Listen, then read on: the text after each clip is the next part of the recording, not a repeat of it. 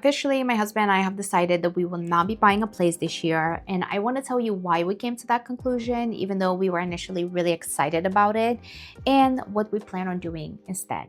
For a little bit of backstory, we moved to the US in 2023 and we moved to Chicago specifically because we were looking for a city that was walkable but also European feeling. And as you know, in the US, there are very few walkable cities and a lot of them are very, very expensive, like New York City, San Francisco.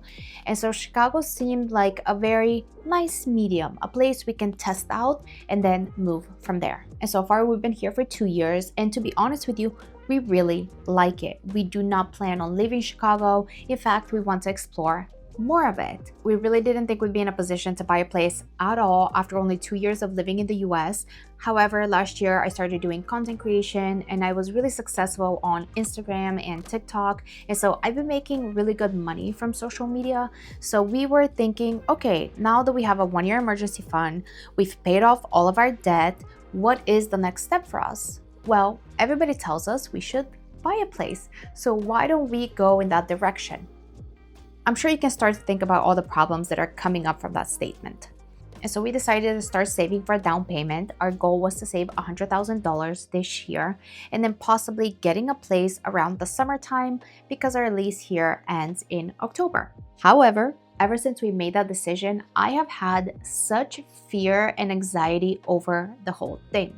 I've been trying to do more research about it just to see if we're even making the right decision. And ultimately, I do not think we are. And here's the main reasons. The first thing is the housing market. Now, we are Europeans at heart and we need to live in a walkable city. In fact, that's our number one thing on our wish list.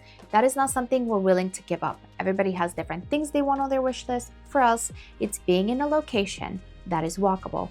And I truly mean walkable. I want to walk out of my door and be able to go to the grocery store, to a cafe, to a restaurant, to a park, whatever it is.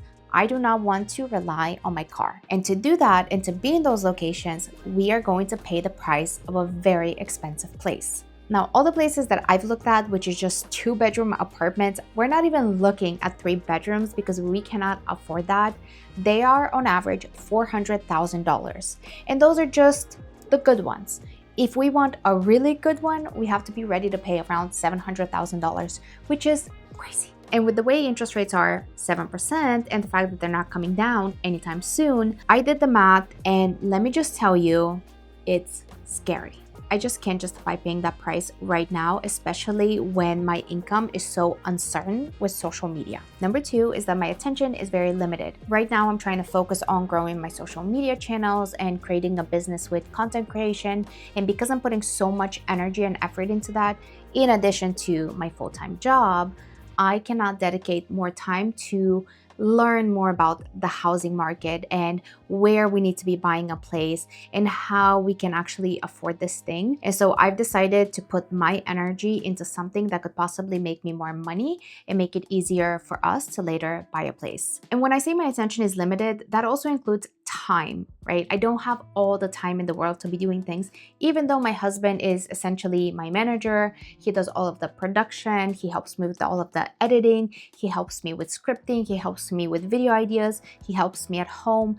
Even in addition to that, it's too much. You cannot focus on so many things at the same time and have good results everywhere. That is just not how it works. Number 3 is career uncertainty. Now, I hate that the system makes it so that you have to have a full-time corporate job or just a full-time job in general to get a good mortgage. I'm not saying there's no other way to do it. Of course, you can try different options, but that is the easiest way. And I feel like this mortgage has just been looming over my head to where it's keeping me at my full-time job, and that makes me feel uneasy. I do not like feeling like I have to be at a job in order to get a mortgage. And especially because I've made it clear that I want to pursue content creation full-time in 2026, or at least build some type of my own business in 2026.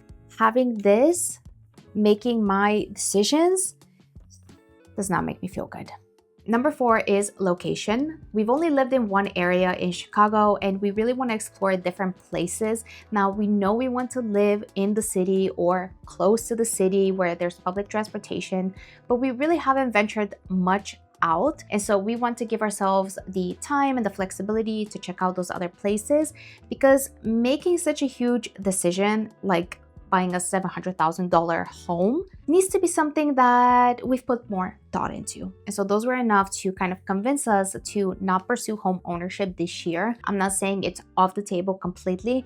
However, for right now, we just have different priorities and we want to focus on different things. So here's what we're going to do instead. We have $37,000 saved for a down payment, and we're just going to invest that money. We're going to put it into our Roth IRAs and also in a taxable brokerage account. And also I'm going to try to front load my 401k and put as much money in there as possible in the beginning. So maybe we can use some of that money to just live on, and I'll try to put all of my paychecks into the 401k. But I haven't made like a very specific plan with it just yet. I will take you on the journey, of course, but that's just the ideas that we're having right now. And so ultimately we're going to stay in our 426 square foot studio apartment until October, but then we'll probably upgrade to a 1-bedroom apartment somewhere, preferably in a different neighborhood, because like I said, we want to explore different areas and just go from there. But if you've currently decided to buy a place, and if you bought a place, I'd love to get your feedback.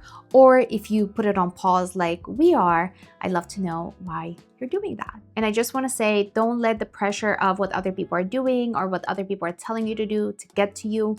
If you don't want to buy a place, don't buy a place. If you want to buy a place, then buy it. It doesn't have to be a set rule that everybody does the same thing. In fact, we all live different lives. We all have different situations. We all have different goals. So we can all do different things, and that's okay.